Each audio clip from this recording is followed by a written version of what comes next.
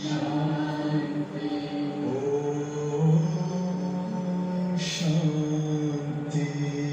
शांति। अंतर मन में ज्योति जगा लो, होगा दूर अंधेरा।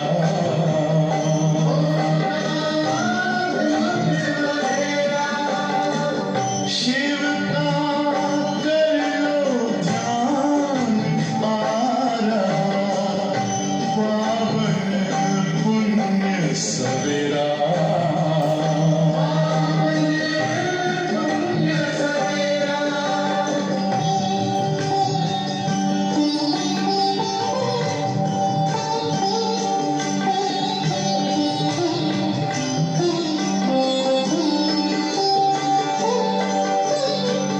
तुम हो कौन, कहाँ से आए, अपने आप को जानो। राजयोग के द्वारा अपना परम पिता पहचानो। इसी राजपथ पर चलकर तुम पालो अपना बसेरा।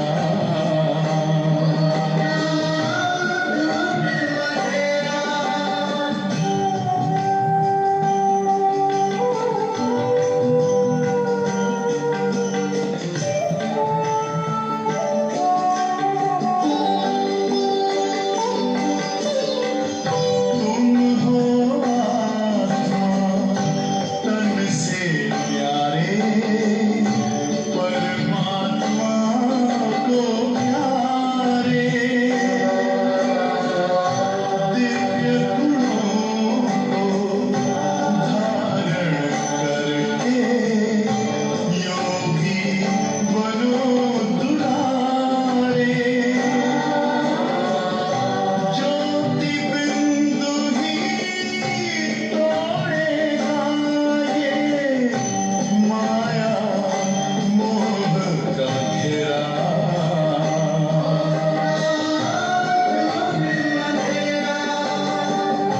अंतर मन में ज्योति जगा लो, होगा दूर अंधेरा।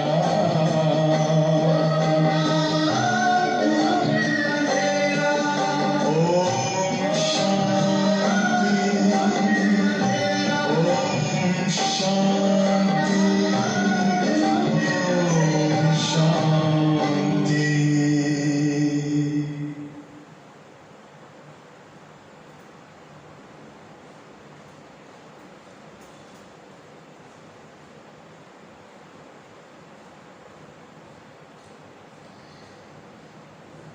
ओम शांति।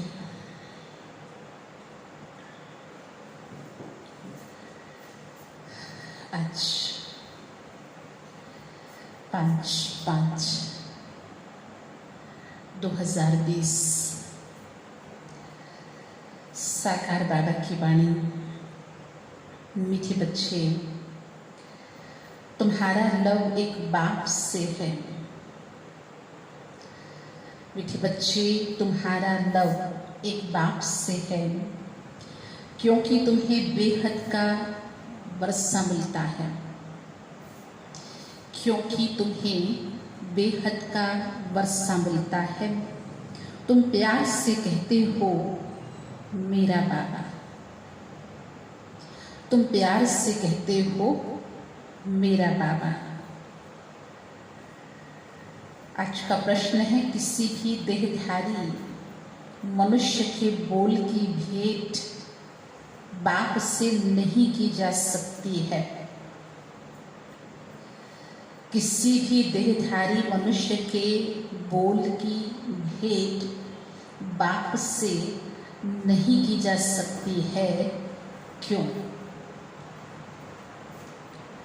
बहुत बार हमसे ये गलती होती है, अनजाने में ही सही हम ये भूल कर देते हैं और कहाँ न कहाँ हम उस भगवान, उस सर्वशक्तिमान पति पावन, उस परमात्मा की भेंट, उसकी तुलना हम किसी व्यक्ति या किसी व्यक्ति द्वारा कही हुई कोई बात, कोई लिखी हुई शास्त्र कथित बात से कर लेते हैं, जो कह सकते हैं, जो कल बाबा ने कहा बेबी बुद्धि।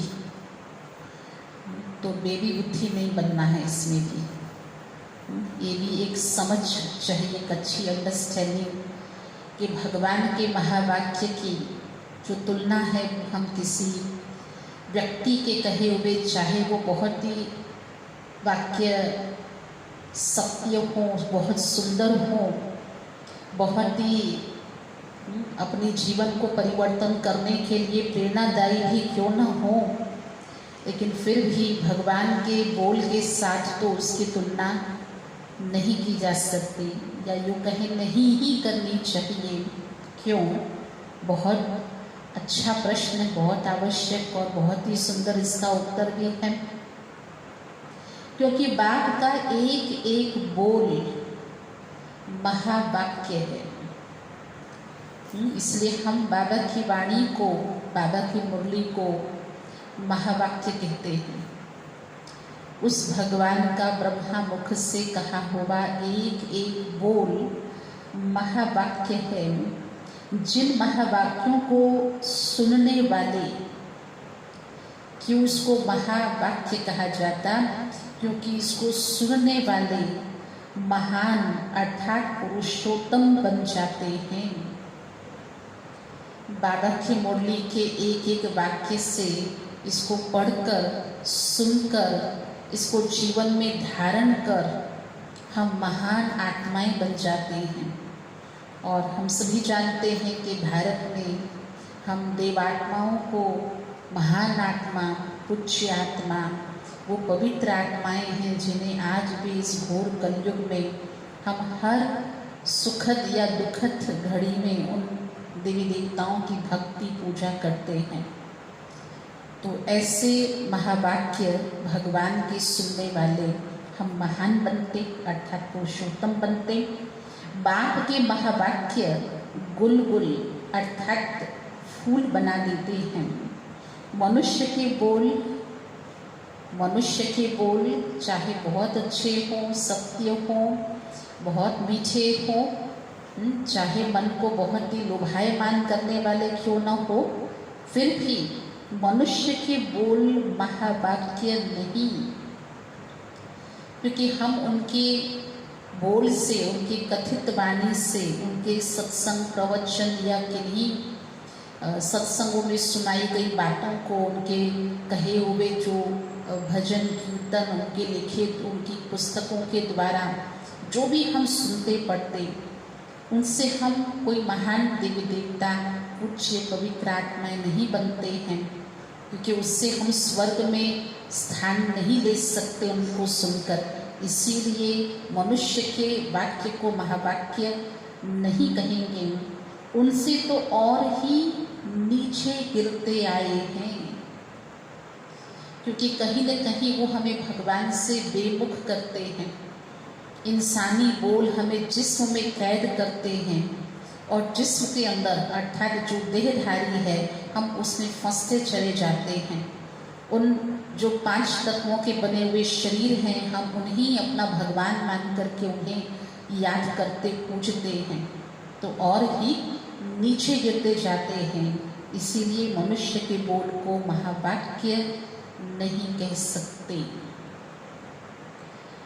आज की मुरली का गीत है जो हम सभी के मन के उद्गार कहो, हम सभी के संकल्पों की दृढ़ता कहो, बाबा से कहे हुए वायदे को एक गीत के रूप में अगर हम कहें, बदल जाए दुनिया न बदलेंगे हम।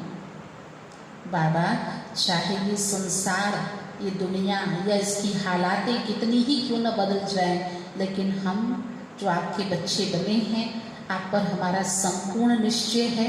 हमने आपका हाथ थामा है और आप जिस मार्ग पे हमें चलाएंगे, जिस हाल में आप हमको रखेंगे, बदल जाए दुनिया न बदलेंगे हम। ओम शांति। गीत की पहली लाइन में कुछ अर्थ है, बाकी सारा गीत कोई काम का नहीं है। बाबा तो वैसे भी हम बच्चों को हमेशा ही जो भी महावाक्य होते सुंदर काम के, तो बाबा कहते बच्चे ये है आटे में नमक, मन मना भव, है ना। तो बाबा जैसे छान करके दे देते, लो ये तुम्हारे लिए काम की चीज़ है। तो गीत के अंदर भी ये जो पहली लाइन है, ये बाबा ने कहा इसका अर्थ जो है वो हमारे लिए बहुत काम का है। बाकी तो सारा गीत कोई काम का नहीं है। जैसे गीता में भगवान वाच मन मना भव मध्याजी भव, ये अक्षर ठीक हैं। इसको कहा जाता आटे में नमक। बाबा ने भी यही एग्जाम्पल दिया, आटे में नमक। अब भगवान किसको कहा जाता है, ये तो बच्चे अच्छी रीति जान गए हैं। अभी तो मुरली शुरू हुई है, तो बाबा ने हम बच्चों को मुरली की हेडलाइन में पहला मंत्र दिया, मेरा बाबा। मुरली की शुरुआत में बाबा ने मंत्र दिया, मन मना भव मध्याजी भव। ये तो बच्चे जानते हैं भगवान शिव बाबा को कहा जाता। शिव बाबा आकर शिवालय रचते हैं।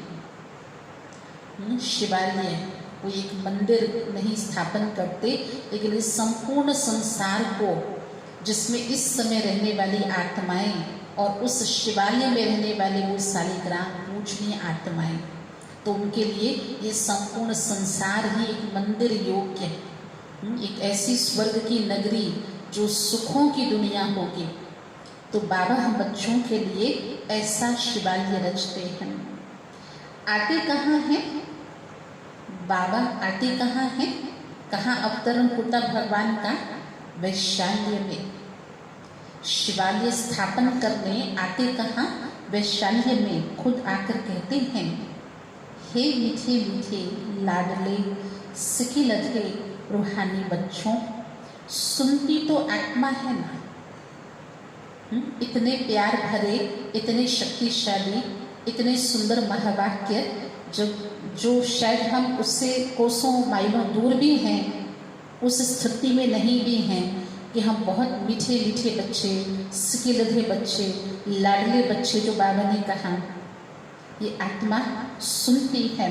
जानते हो हम आत्मा ही अविनाशी हैं, यह देह विनाशी है।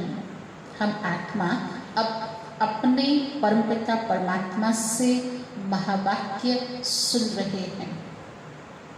अपने ही परमात्मा पिता से मैं आत्मा, ये महावाक्य जो बहुत ही सुंदर, जो सिर्फ कानों को ही नहीं मन को भी बहुत रस देते हैं, ये जीवन को परिवर्तन करते हैं। ये हमें उस महान जो स्थिति है, उस पूर्ण स्थिति पे हमें पहुंचा देती है, देवता स्वरूप बना देती हैं। इसीलिए कहा ये महावाक्य हम स्वयं परमपिता परमात्मा से सुन रहे हैं। ये हम सभी को पता है, इसकी महसूसता होती है। महावाक्य एक परमपिता परमात्मा के ही हैं, जो महान पुरुष पुरुषोत्तम बनाते हैं। बाकी जो भी महात्माएं गुरु आदि हैं, बाकी जो भी महात्माएं गुरु आदि हैं, उनके कोई महावाक्य नहीं है। बाकी किसी के वाक्य महावाक्य नहीं हैं। शिवो हम जो कहते हैं वह भी सही वाक्य नहीं है। जिसने कहा शिवो हम, एक ने कहा, उसको सुन के दूसरा भी जपने लगता, और एक से दो, दो से चार, अनेक होते चले गए। तो ये वाक्य भी सत्य नहीं है, क्योंकि मैं आत्मा शिव नहीं हूँ, मैं परमात्मा नहीं हूँ। अब तुम बाप से महावाक्य सुनकर गुलगुल बनते हो। कांटे और फूल में कितना फर्क है, ये तो समझ सकते हैं। कहाँ कलयुग के कांटे, बेकार दुख देने वाली आत्माएं, और कहाँ सत्य की देवताएं जो सदैव ही गुणों की महक लिए हुए, उस बगीचे के अंदर इतने सुंदर देवताएं फूल के समान हैं, जिन पर आज भी चुन चुन के अच्छे फूल चढ़ाए जाते हैं। तो बाबा कहते बच्चे कितना फर्क होता है, कहाँ कांटे और कहाँ फूल। अब तुम बच्चे समझते हो ना, हमको कोई मनुष्य नहीं सुनाते हैं। इस पर शिव बाबा विराजमान है। जैसे किसी साधन में किसी विशेष व्यक्ति का विराजमान होना, ऐसे इस ब्रह्मा के रथ पर स्वयं भगवान निराकार उस शिव परमात्मा की पधरामनी होती विराजमान है। वह भी आत्मा ही है, परंतु उनको कहा जाता परम आत्मा। अभी पति आत्मा कहती है, हे परम आत्मा आओ।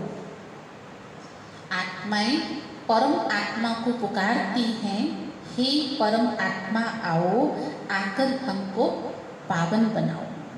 वह है ही परम पिता, परम बनाने वाला, जो बाबा हमें परम सौभाग्यशाली बना देते हैं, परम धाम निवासी बना देते हैं। हर चीज़, हर दुख से हमें परे कर देते हैं। वो परम आत्मा है ही हमें परम बनाने वाला। अभी पति आत्मा कहती है ना, हे परम आत्मा आओ। तुम पुरुषोत्तम अर्थात सभी पुरुषों से उत्तम पुरुष बनते हो, वह है देवताएं। भगवान के महावाक्यों को सुनकर पढ़कर तुम पुरुषोत्तम अर्थात देवी देवता बनते हो। परम पिता अक्षर बहुत मीठा है, सर्वव्यापी कह देते हैं तो मीठापन आता ही नहीं। बिखर गया ना, टूट गया ना। भगवान को सर्वत्र कह के, सर्वव्यापी कह कर के, फिर वो मीठापन जो भगवान के अंदर बहुत ही अच्छी मिठास है ज्ञान की, उसके संबंध की, उसके प्रेम की, वो मिठास आती नहीं। जब उसको सर्वव्यापी कह दिया, तुम्हारे में भी बहुत थोड़े हैं जो प्यार से अंदर याद करते हैं।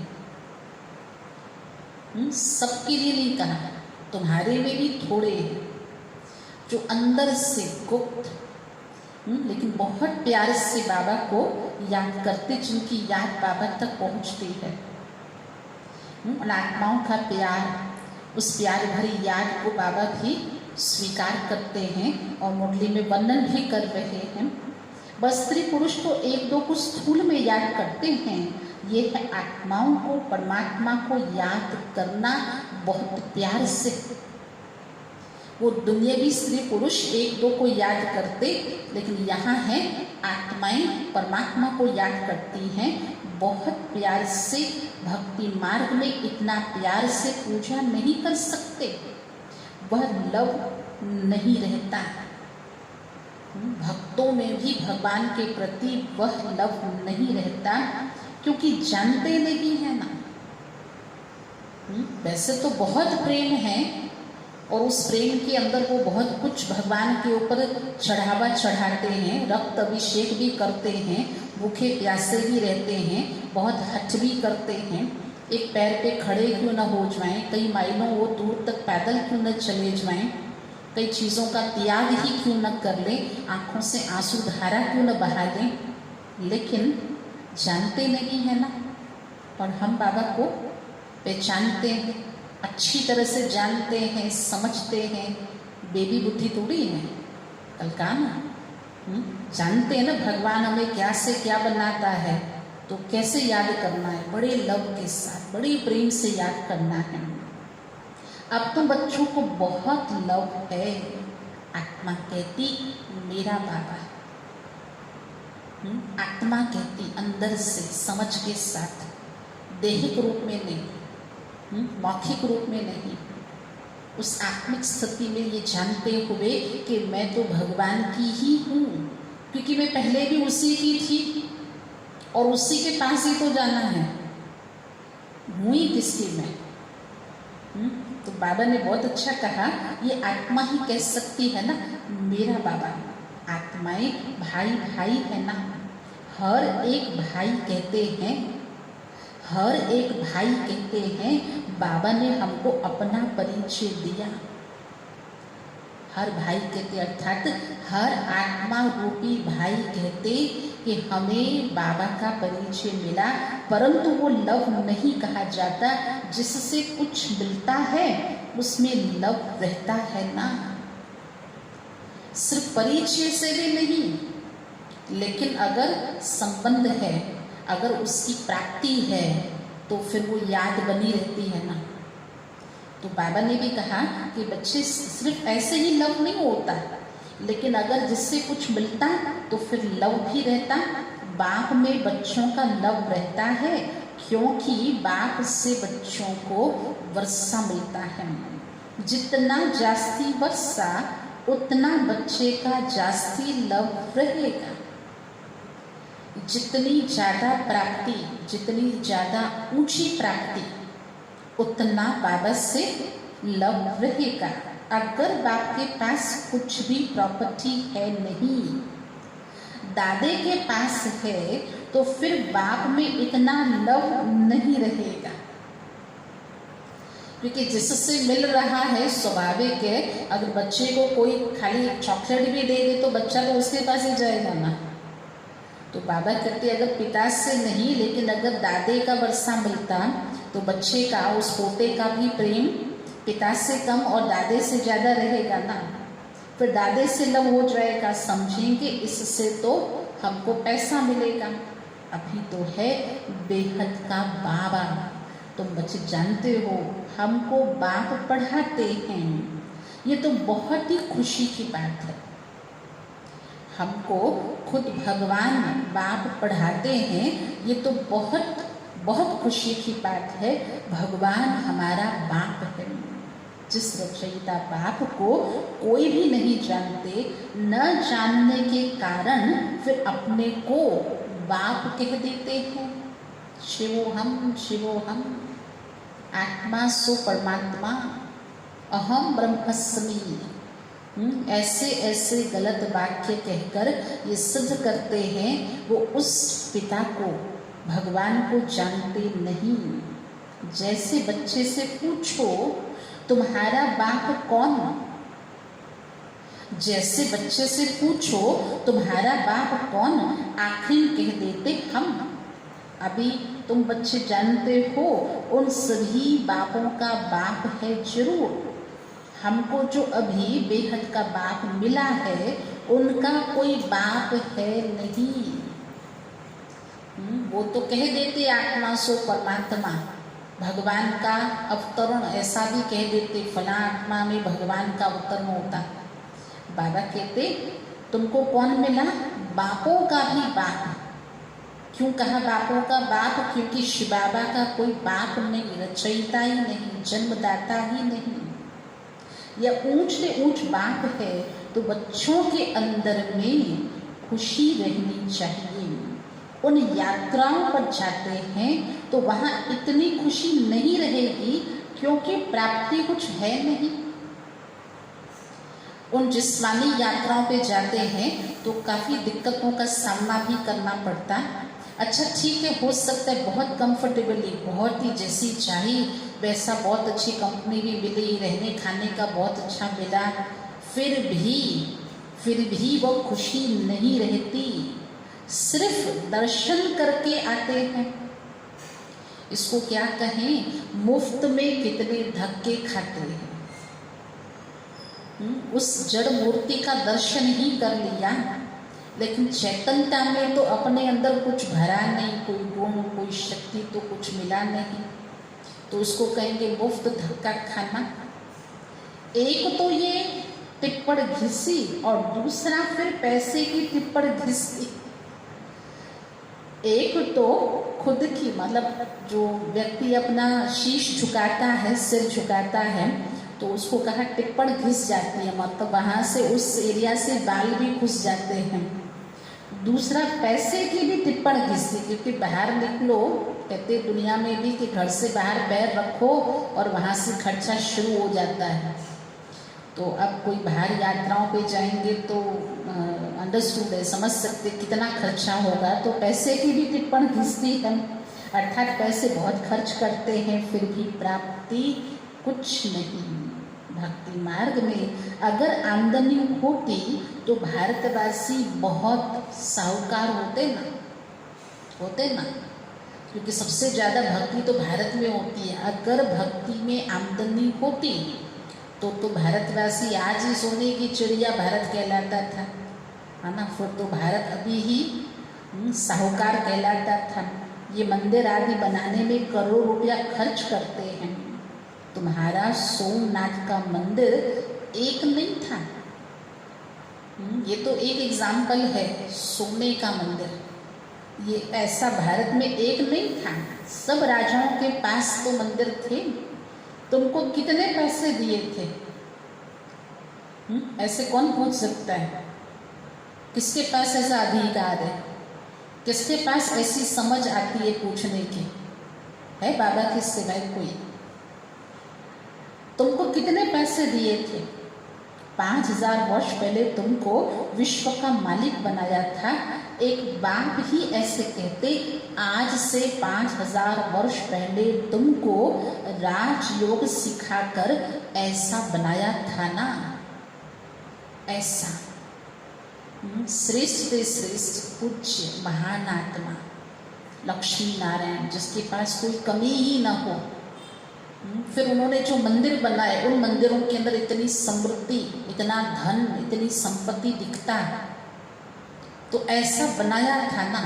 और वो देने वाला ही इतना अधिकार से पूछ सकता है, याद करवा सकता है, और उसको उसका समय पीरियड पता है, कब दिया था?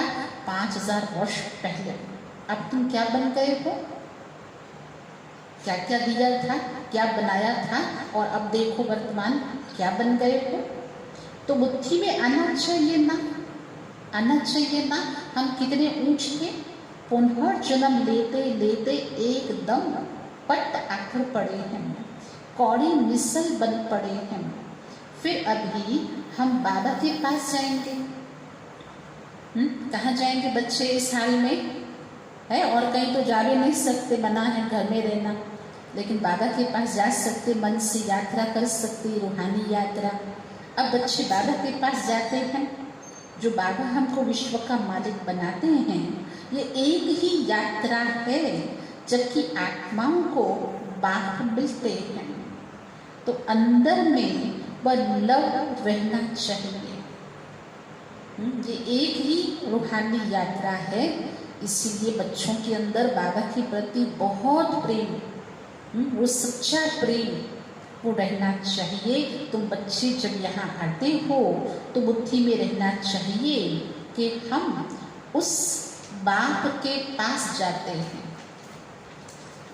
उस रूहानी बाप के पास, उस 5000 वर्ष पहले मिले हुए उस बाप के पास जाते हैं, जो इस कल्प में अब मिले हैं, इतने समय के बाद, इतने लंबे अरसे के बाद, जिनसे हमको फिर से विश्व की बादशाही मिलती है।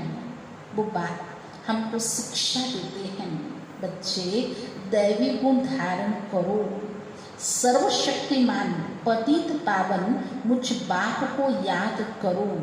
मैं कल्प कल्प आकर कहता हूँ, मामेकम याद करो तो विकर्म विनाश होंगे। दिल में यह आना चाहिए, हम बेहद के बाप के पास आए हैं।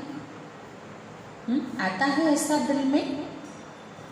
अपने दिल के द्वार खोलो, चेक करो, दिल में क्या आना चाहिए? हम बेहद के बाप के पास आए हैं और बाप कह रहे हैं, बच्चे मैं गुप्त हूँ। क्यों दिल में देखना है, चेक करना है? क्योंकि बाहर से नहीं दिखेगा ना।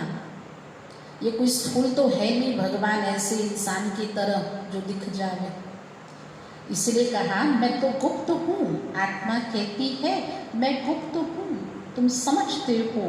हम जा रहे हैं शिव बाबा के पास, ब्रह्मा दादा के पास, जो कंबाइंड हैं, बाप और दादा जो कंबाइंड हैं, उनसे हम मिलने चाहते हैं, जिससे हम विश्व के मालिक बनते हैं। बाप और दादा, जिस ब्रह्मा दादा के तन में शिव बाबा आते हैं, जिनसे हम विश्व के मालिक बनने का वर्षा लेते हैं, हम उनके पास जाते हैं तो अंदर में कितनी बेहद खुशी होनी चाहिए। जब मधुबन में आने के लिए अपने घर से निकलते हो तो अंदर में बड़ा गदगद होना चाहिए। अगर कोई इसकी कीमत समझे तो पता चले हम कहाँ जा रहे हैं। जो बाबा ने जिस्मानी यात्राएं बताई, अगर उनसे तुलना करें तो हम मधुबन भूमि, तपोभूमि, उस पवित्र भूमि पर जहाँ कई अनेक ब्राह्मण जो सत्यता के जीवन अपनाते हैं, सर्व मर्यादाओं का पालन करते हैं, ईश्वरीय मार्ग पे चलते हैं, जिन्होंने अपनी संपूर्ण जीवन भगवान को और इस विश्व की सेवा पर समर्पित कर दी हो, ऐसी जीवन जहाँ पर अपनाई जाती हो प्रैक्टिकल में, तो सोचो एक ऐसी तपस्या की पवित्र तीर्थ भूमि पर, भगवान के अवतरण भूमि पर जब हमें जाने को मिलता तो कितना न अंदर से गदगद होना चाहिए।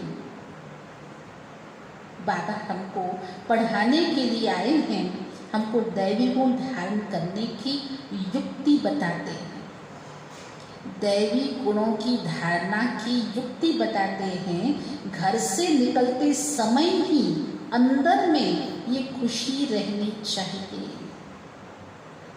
ये खुशी बाहरी न हो, खाली वहाँ पहुँचने पर न हो, लेकिन ये घर से निकलने से लेकर के शुरू हो जानी चाहिए। जैसे कन्या पति के साथ मिलती तो जेवर आदि पहनती है तो मुखड़ा ही खिल जाता है। वो मुखड़ा खिलता है, वो मुखड़ा खिलता है दुखों को पाने के लिए। दुनियावी कन्याएं जो विवाहित होकर के जाती हैं तो उनका जो बाहरी साज श्रृंगार करते, 16 श्रृंगार करके कन्या को विदा करते हैं तो उसका मुखड़ा खिल जाता बाहर से, लेकिन आगे के जीवन की तो कोई गारंटी नहीं है, क्योंकि उसके बाद तो जीवन का संघर्ष शुरू हो जाता है। तो वो है दुख पाने के लिए। तुम्हारा मुखड़ा खिलता है सदा सुख पाने के लिए। तो ऐसे बाबा के पास आने समय कितनी न खुशी रहनी चाहिए। अगर उसका मुखड़ा खिलता है वो तो बहुत टेम्पररी होता है, जो फिर दूसरे दिन से शायद वो मुखड़ा, वो खिला हुआ गायब भी हो जाएगा, वो खुशी, वो ग्लो, वो शाइनिंग चली भी जाएगी। लेकिन तुम तो सदा काल की जो खुशी, सदा काल का जो सुख बाबा से पाते हो, तो कितना ना अंदर से बाबा कहते तुम बच्चों को गदगद होना चाहिए, खुशी रहनी चाहिए। अभी हमको बेहद का बाप मिला है, सत्य में जाएंगे फिर भी बाबा होगा, फिर भी बाबा होगा। जो बाबा की प्रेम भरी मुरली सुनते हैं, बहुत शक्तिशाली महावाक्य सुनते हैं, बाबा के होने का हमें हमेशा एक बहुत बड़ा एक आथत रहता है। बाबा है ना, बाबा बैठा है ना, बाबा देख लेगा, बाबा कर लेगा, बाबा है ना, बाबा जाने। अब जो ऐसी स्थिति है वो सत्य में होगी। हाँ, बाबा की प्राप्ति है, बाबा द्वारा मिली हुई प्रारब्ध है, सुखों की दुनिया है, हमारे आसपास सभी देवी देवताएं हैं, बहुत सतो प्रधान प्रकृति है, प्रकृति दासी के समान है, संकल्प से सृष्टि चल रही है, लेकिन बाबा है, बाबा नहीं है ना। इसलिए कहा देवताओं की डिग्री कम हो जाती है, ब्राह्मणों की तुलना में वहाँ डिग्री कम हो जाएगी। अभी तो तुम ब्राह्मण ईश्वरीय संतान हो। क्या हो इस समय? कितनी डिग्री टाइट कर दी बाबा ने, कितना ऊंचा उठा लिया। बच्चे कौन हो, किसके बच्चे बने हो? ईश्वरीय संतान हो। भगवान बैठ पढ़ाते, वह हमारा बाप भी है, टीचर भी है, पढ़ाते हैं, फिर पावन बनाकर साथ में भी ले जाएंगे।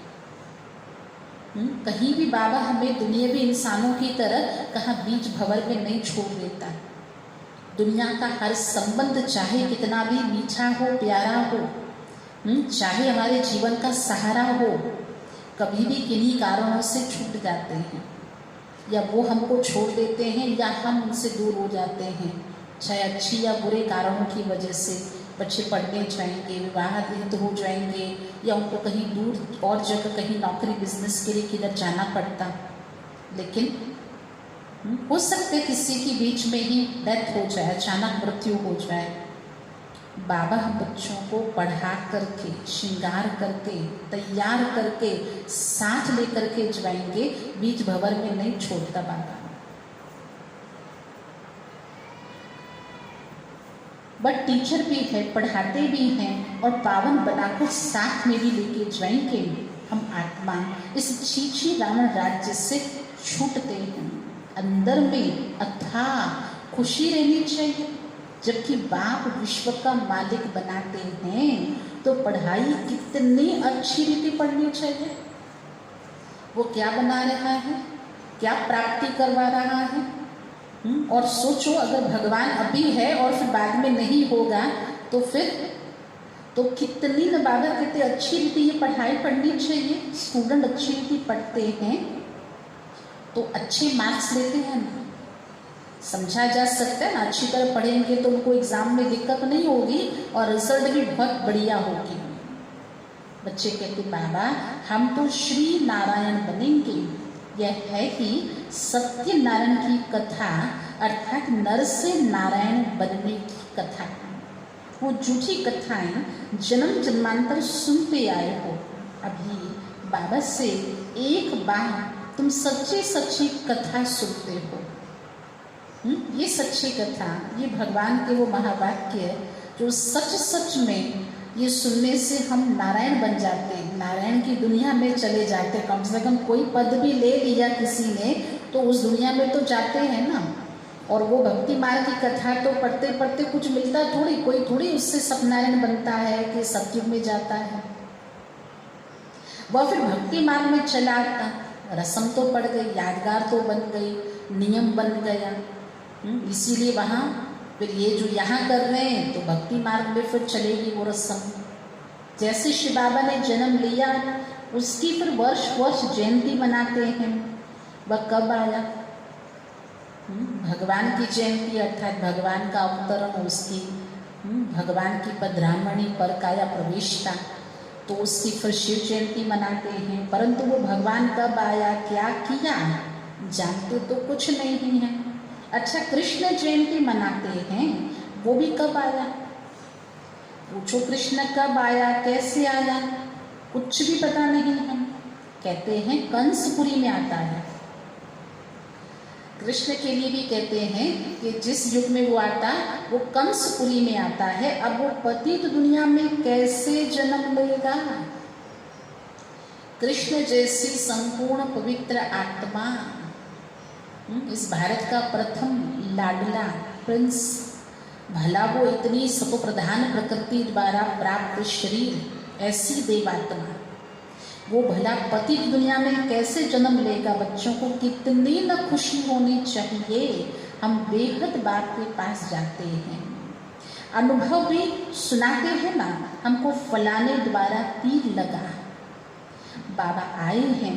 बस उस दिन से लेकर हम बाप को ही याद करते हैं। कई बच्चे अपना अनुभव सुनाते हैं और कई बच्चे इस समय ये अनुभव कर सकते हैं, कर भी रहे होंगे आप में से भी, कि जब हमें बाबा का परिचय मिला बस उसी दिन से हमको तीर लग गया कि याद करना है तो उस भगवान को, उस पति पावन परमात्मा को।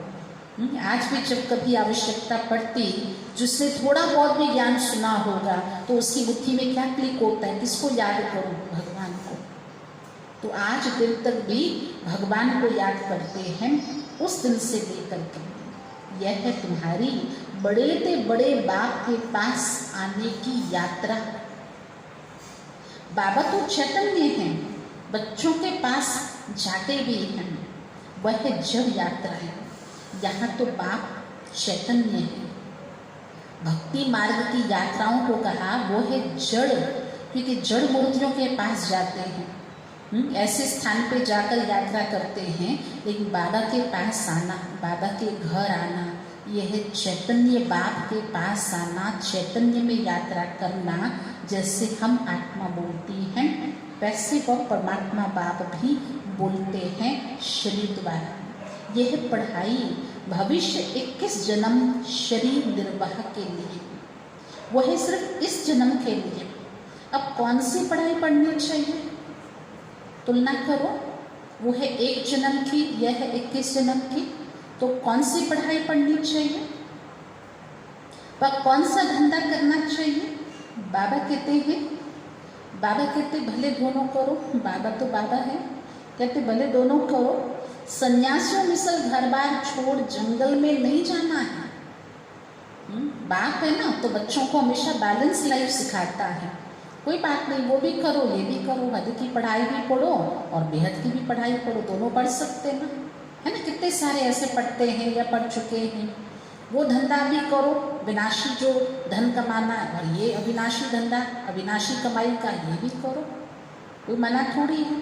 सन्यासी थोड़ी है कि सब छोड़ छाड़ के कहीं जंगल में जाना है ना, ये तो प्रवृत्ति मार्ग है ना। तो दोनों के लिए पढ़ाई है, सभी तो पढ़ेंगे भी नहीं। दोनों पढ़ सकते जो युगल हैं गृहस्थ जीवन में, क्योंकि ये प्रवृत्ति की पढ़ाई है, सन्यासियों की पढ़ाई नहीं। तो दोनों पढ़ सकते हैं। कोई अच्छा पढ़ेंगे कोई कम, ये तो आगे पीछे होता है, वो तो होना है, वो तो चलेगा। कोई नहीं भी साथ दे ना भी पढ़े, भले 7 फेरे लिए हैं, 7 वचन लिए, कस्में खाई कि हमेशा सुख दुख में साथ निभाएंगे। और कोई युगल ऐसा भी होता है जो ज्ञान मार्ग में न भी चले, नहीं भी चलती हैं, ऐसा भी होता है। क्योंकि कम ज़्यादा आगे पीछे ये तो होना ही है। कोई को एकदम झटती लग जाएगा, कोई तो दवाई मिसल बोलते रहेंगे। कोई कहते हैं हाँ हम समझने की कोशिश करेंगे, कोई कहेंगे ये तो एकांत में समझने की बातें हैं, बस ऐसा कहते हैं, फिर गुम हो जाते हैं। कई लोग ऐसा सोचते हैं या सिर्फ ऐसा दिखावा करते हैं और फिर गायब गुम हो जाते हैं। कोई को ज्ञान का तीर लगा तो झट आकर समझेंगे, कोई फिर कहेंगे हमको फुर्सत नहीं, तो समझो तीर लगा ही नहीं। अगर उसने थोड़ा भी समझा होता, अरे भगवान आया है, भगवान के ये महावाक्य सुनने को मिल रहे हैं, भगवान हमको भाग्य दे रहा है। कोई भगवान को कहेगा भाई रुको मुझे टाइम नहीं है, मैं बाद में आता हूँ। भगवान को कोई ऐसा कहेगा क्या कि मुझे फुर्सत नहीं है? तो समझा जाता कि उसको समझ में ही नहीं आया, उसको तीर लगा ही नहीं है। वो थोड़ी भगवान कोई उसके लिए वेट करेगा। देखो बाबा को तीर लगा तो फट से ये बाबा ने सब छोड़ दिया। पता चला ना कैसे ब्रह्मा ने कहीं रुके, किसे पूछा, राय सलाह ली नहीं, फट से तीर लगा, सब छोड़ दिया। समझा बादशाही मिलती है उनके आगे यज्ञ, हमको तो बाप से राजाई लेनी है। अभी बाबा कहते वो धंधा आदि भी करो, सिर्फ 1 हफ्ता ये अच्छी रीति समझो। बस एक बार अच्छी तरह समझ में आ गया, फिर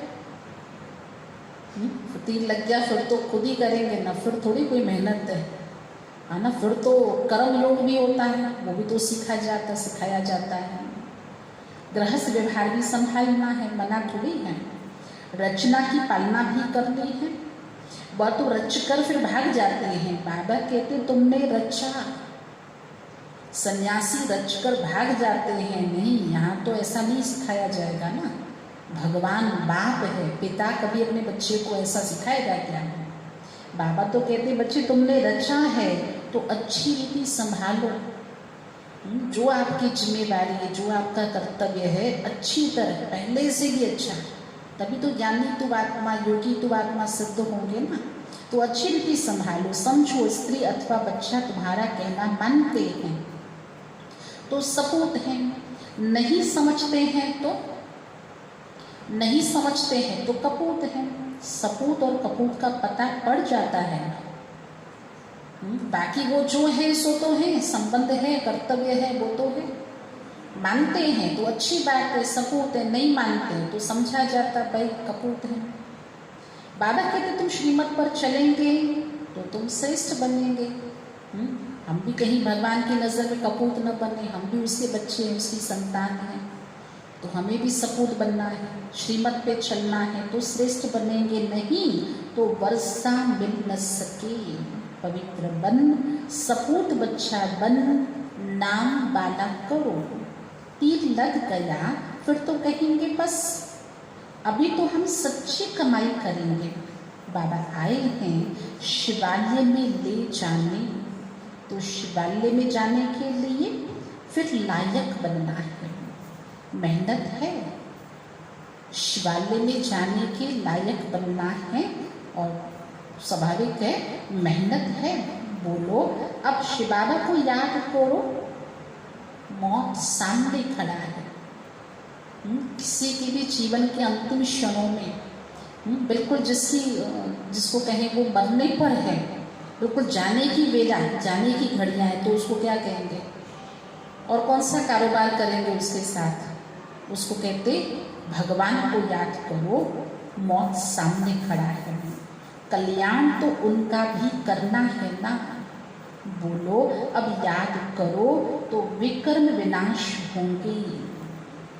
तुम बच्चियों का फर्ज है पियर घर और ससुर घर का उद्धार करना, जबकि तुम्हें बुलावा होता है तो तुम्हारा फर्ज है उनका भी कल्याण करना। तुम बच्चियों का कर्तव्य है, विशेष बहनों का ये फर्ज बनता है, ससुर घर और पियर घर दोनों का ही उद्धार करना। इसीलिए जब बुलावा होता तो खास बाबा कहते हैं उनका कल्याण करना चाहिए, रहम दिल बनना चाहिए, पतित तमो प्रधान मनुष्यों को सतो प्रधान बनने का रास्ता बताना चाहिए। जानते हो हर चीज नई से पुरानी जरूर होती है। नरक में सब पतित आत्माएं हैं, तब तो गंगा में स्नान कर पावन बनने जाते हैं। पहले तो समझें कि हम पतित हैं, इसीलिए पावन बनना है। जब पहले तो ये समझें, गंगा को तो पतित पावनी कहते हैं, गाते हैं, पर ये महसूस करें, समझें कि हम पतित हैं, इसलिए पावन बनना है। बाप आत्माओं को कहते मुझे याद करो तो तुम्हारे पाप नष्ट हो जाएंगे।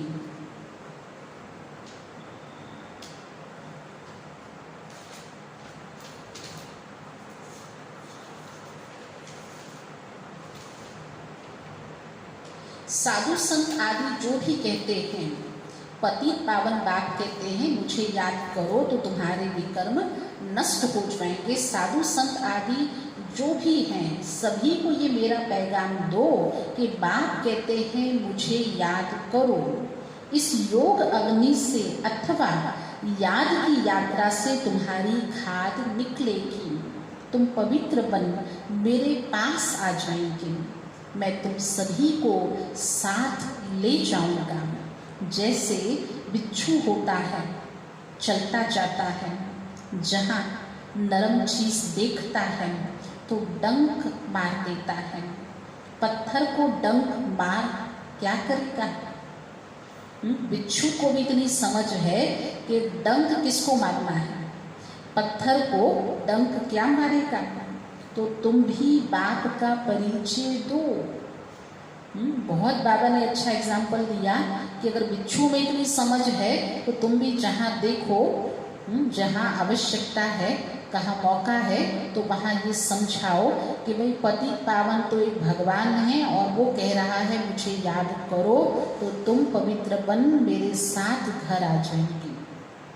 तो ये भी बाप ने समझाया है, मेरे भगत कहाँ रहते हैं। शिव के मंदिर में, कृष्ण के मंदिर में, लक्ष्मी नारायण के मंदिर में भगत मेरी भक्ति करते रहते हैं। अधिकतर देवी देवताओं के मंदिरों में हैं तो बच्चे ना। शिव के मंदिर में, कृष्ण के, लक्ष्मी नारायण के, बाबा कहते हैं तो मेरे बच्चे ना, मेरे से राज्य लिया था, अब पूज्य से पुजारी बन गए हैं, देवताओं के भक्त हैं ना। नंबर 1 है शिव की अव्यभिचारी भक्ति।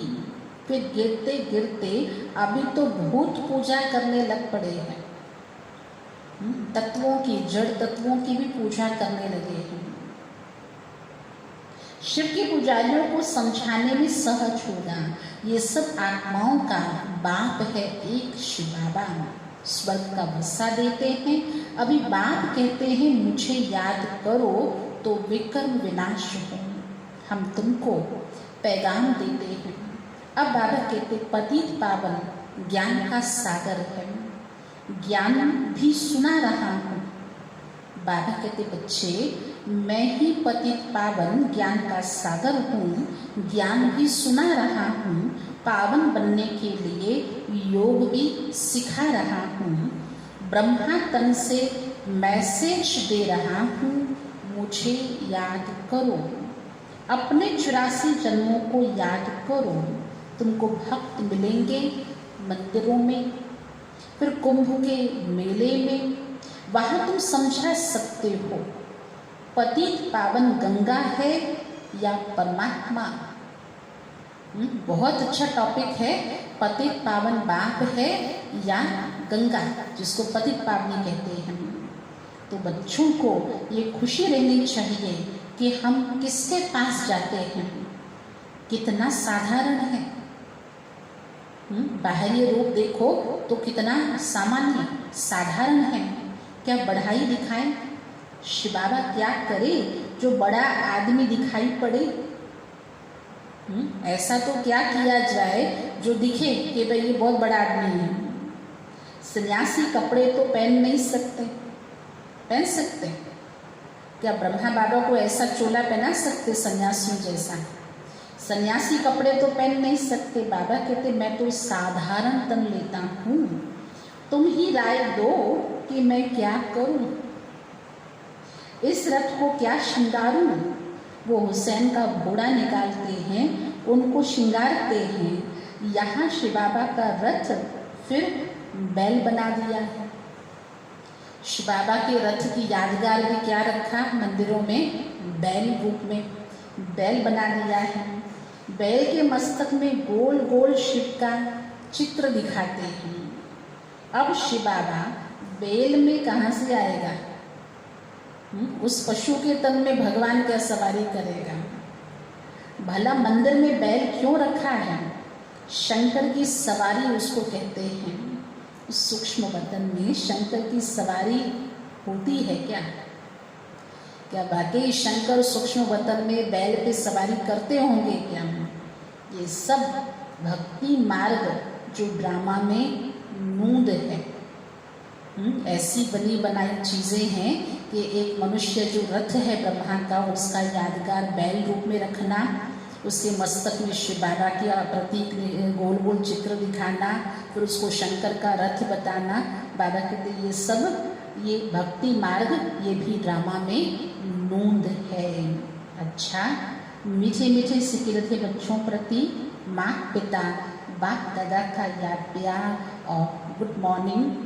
रूहानी बाप की रूहानी बच्चों को नमस्ते। रूहानी बच्चों की रूहानी बाप दादा को याद प्यार, गुड मॉर्निंग और नमस्ते। आज की धारणा की पॉइंट है अपने आप से प्रतिज्ञा करनी है कि अभी हम सच्ची कमाई करेंगे। बाबा ने भले कहा दोनों करो, वो धंधा भी करो ये भी करो, वो पढ़ाई पढ़ो ये भी पढ़ो, मना नहीं किया, पर फिर भी जो सच की कमाई है जो अब तक नहीं की, उसके लिए हमें थोड़ा दृढ़ प्रतिज्ञा करके, जैसे उस दुनियावी कमाई के लिए जो एक आकर्षण होता है कि लगन होती है, हम कई कार्य कई संबंध प्रसंग सुध बुध भूल करके और उस चीज़ को हम बहुत अहमियत देते हैं और उसको करते ही हैं, उसके पीछे हाथ धोके पड़े रहते हैं। ऐसे इस अविनाशी कमाई के लिए भी प्रतिज्ञा करनी है कि हम ये सच्ची कमाई करेंगे, स्वयं को शिवालय में चलने के लायक बनाएंगे। बाबा तो बना रहे हैं, लेकिन हम इस बनने में सहयोगी बने, मददगार बने और हम ऐसा बनना चाहें, ऐसी दृढ़ता धारण करें कि हाँ हम ऐसे बनेंगे जो शिवालय में चलने लायक हो, तो उस लायकात को हम भरेंगे। सपूत बच्चा बनकर श्रीमत पर चलकर बाप का नाम बाला करेंगे। तो जैसे बाबा ने एक एग्जाम्पल दिया कि अगर आपका बच्चा आपका कहा न माने तो वो कपूत है, कहा मानेगा तो सपूत होगा, भाई अच्छा है बच्चा, अच्छा है स्त्री अच्छी है। तो अब हम भी तो भगवान के उसकी सजनी भी हैं, उसके बच्चे भी हैं, उसके शागिर्द भी हैं। तो हमारा भी तो उस संबंध से, इस नाते से ये फर्ज बनता है कि बाप का कहा मानना, अर्थात श्रीमत पे चलना, जो कहे उस अनुसार करके और उनका नाम रोशन करना। रहमदिल बन तमो प्रधान मनुष्यों को सतो प्रधान बनाना। ये पॉइंट बाबा ने आज बहुत अच्छी कही कि बच्चे, खास बच्चियों को, कन्याओं को, जिनके लिए कहा जाता है 21 कुल को तारती है, तो पियर घर ससुर घर दोनों का उद्धार करना और रहमदिल बनना। इसलिए बाबा ने कहा रहमदिल बनो, उन तमो प्रधान मनुष्यों के ऊपर उनको सतो प्रधान बनाओ, सभी का कल्याण करना है। मौत के पहले सभी को बाप की याद दिलानी है।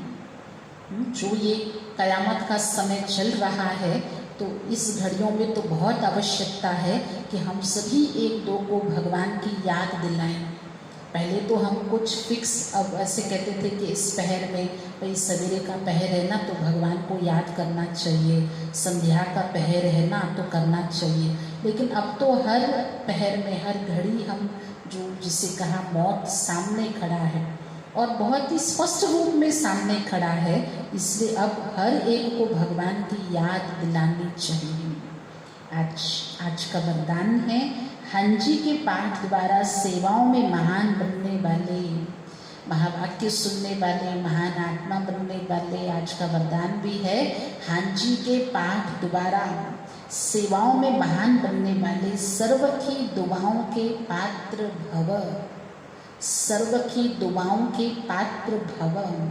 कोई भी सेवा खुशी और उमंग से करते हुए सदा ध्यान रहे कि जो सेवा हो उसमें सर्व की दुआएं प्राप्त हों। जो भी सेवा मेरे द्वारा हो, मुख से हो, मन से हो, कर्म से हो, तो वो सेवा कैसी हो, जो दुआओं को प्राप्त कराए। क्योंकि जहाँ दुआएं होंगी वहाँ मेहनत नहीं होगी। अब भी ये लक्ष्य हो कि जिसके भी संपर्क में आए उसकी दुआएं लेते जाएं। जिसके भी संपर्क में आए तो हमें उनकी दुआएं कब मिलेंगी, जब हमने दी होंगी। जैसे हम भी किसी के संपर्क में, अर्थात केवल मन में किसी का विचार मात्र भी आता, किसी की याद भी आती, तो भी उसके प्रति शुभ भावना अर्थात दुआएं देना। तो हमें भी क्या मिलती है सामने, हम जिसके संपर्क में आए उनकी दुआएं देते जाएं। हांजी का पाठ ही दुआएं लेने का साधन है। कोई रॉन्ग भी है तो उसे रॉन्ग कहकर धक्का देने के बजाय सहारा देकर खड़ा करो।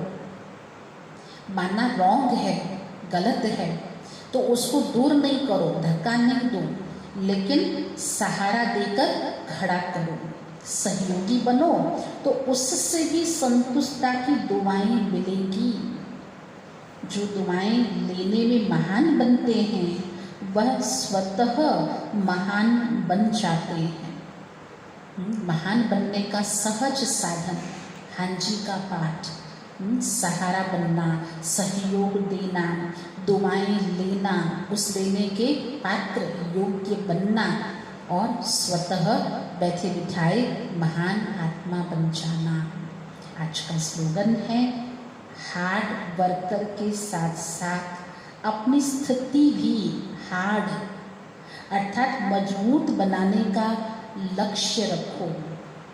हार्ड वर्कर तो भाई दुनिया में भी बहुत अच्छे माने जाते हैं और यज्ञ में भी हम उनकी विशेषता गाते हैं, फला व्यक्ति बहुत हार्ड वर्कर है, बहुत अच्छी सेवा करते हैं, जो एक दो नहीं कर सकते वो एक व्यक्ति ही कर सकता है। तो ऐसे भी बहुत बाबा के बच्चे हैं जिनको हम हार्ड वर्कर की श्रेणी में लाके उनको उनकी बहुत तारीफ महिमा करते, बाबा भी करते। लेकिन सिर्फ हार्ड वर्कर नहीं बनो, बाबा ने कहा उसके साथ साथ हार्ड अर्थात अपनी स्थिति में भी मजबूत बनाने का अपनी स्थिति को ये लक्ष्य रखो। अच्छा, ओम शांति।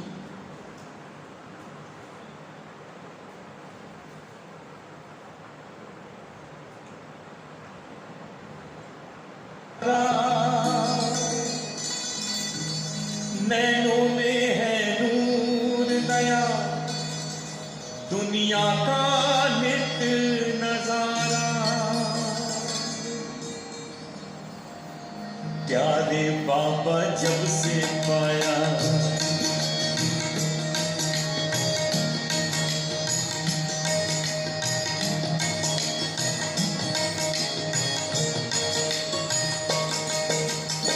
प्यारे बाबा जब से पाया, अनुपम ज्ञान तुम्हारा हो। प्यारे बाबा जब से पाया, अनुपम ज्ञान तुम्हारा। नैनों में है नूर नया, दुनिया का नित्य नजारा। प्यारे बाबा जब से पाया, अनुपम ज्ञान तुम्हारा। प्यारे बाबा जब से पाया, अनुपम ज्ञान तुम्हारा। नैनों में है नूर नया, दुनिया का नित्य नजारा। याद तेरी भूले ना भुलाए, हर पल ध्यान तुम्हारा हो। याद तेरी भूले ना भुलाए, हर पल ध्यान तुम्हारा। मतवारा दिल जाता जाए, बाबा तू ही हमारा। मतवारा दिल गाता जाए, बाबा तू ही हमारा। नैनों में है नूर नया, दुनिया का नित्य नजारा। प्यारे बाबा जब से पाया, अनुपम ज्ञान तुम्हारा। नैनों में है नूर नया, दुनिया का नित्य नजारा।